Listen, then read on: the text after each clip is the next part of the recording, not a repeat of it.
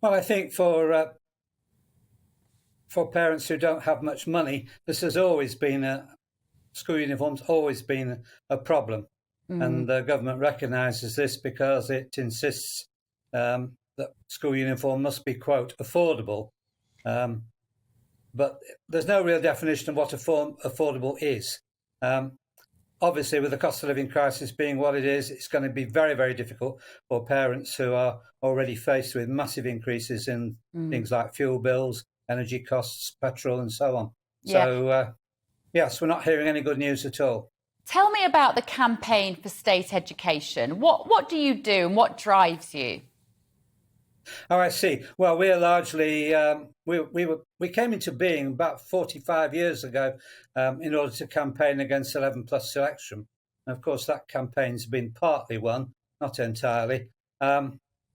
We broadened our approach over the years, and we're in favour of really reforming the education system, making it fairer, less hierarchical, give more chance to more children.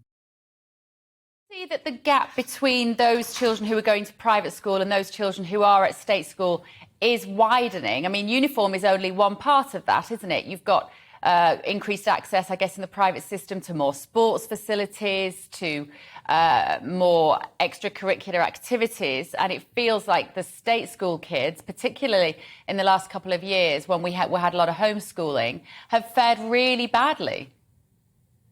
Yeah, that's right.